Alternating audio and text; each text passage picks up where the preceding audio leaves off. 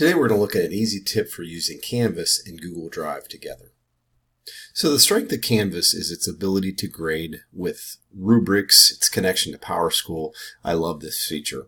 I also love Google Classroom, how easy it is to create content to share with my students. So sometimes I want these two things to work together.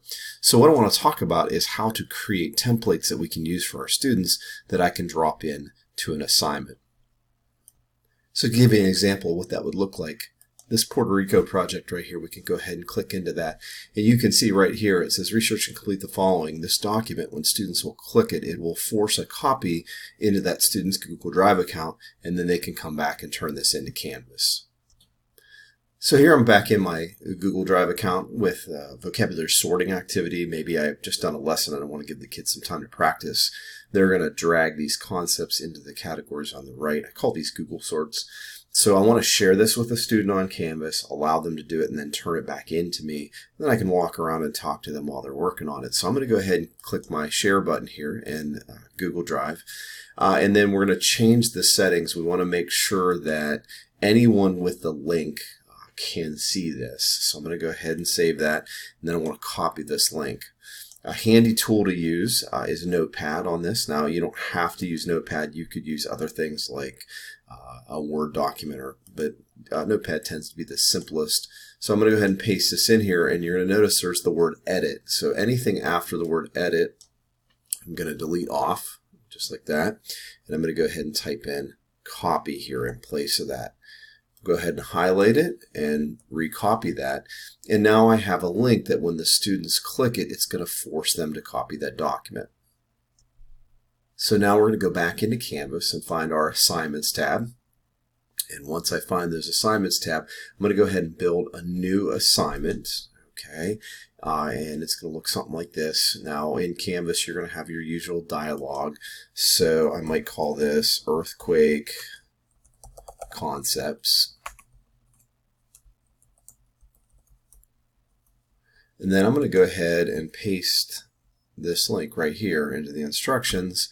And of course, if you tab down after you copy it, it automatically links it. And I'll just tell the students to complete the following document. One tip to have your students do is make sure that when they complete these activities, they're going to go back and rename the document when they get it so that they can find it to turn it in easily. So now we're going to go through and set the rest of our Canvas settings. We want to make sure that we have a file upload ready to go here, and then set our availability dates and our due dates and make sure all those things are correct. And once that's done, we can go ahead and save that assignment, and it comes up in our assignment list. Now what this will look like for a kid is they'll get their instructions and they can click this right here, and once they do that, they'll be able to see a copy document link.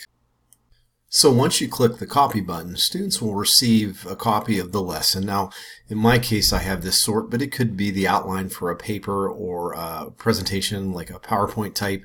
The big thing to remind him is to change the name of this, because when you go into Canvas to upload the file, you do this enough times, you're going to have a lot of things that says copy in front of it. So I ask them to either delete that out or maybe put their first name in front of it to make it easier to turn in. Then from that point, they can go ahead and do their projects. After they get done with their projects, they can upload those projects into Canvas very easily from the Assignments tool. So that really saves a lot of time in that when you grade them now, we're using the gradable rubrics within Canvas. Those grades are directly going to PowerSchool, and I found that this is a great way to keep your class organized, reduce the amount of paper that you're shuffling, and also give you one location where you're going to go to grade your work from students. And I think that's the real advantage of PowerSchool. So thanks for watching. If you have any questions, links are at the end of the page to go to my blog, my website, and things like that. Thank you.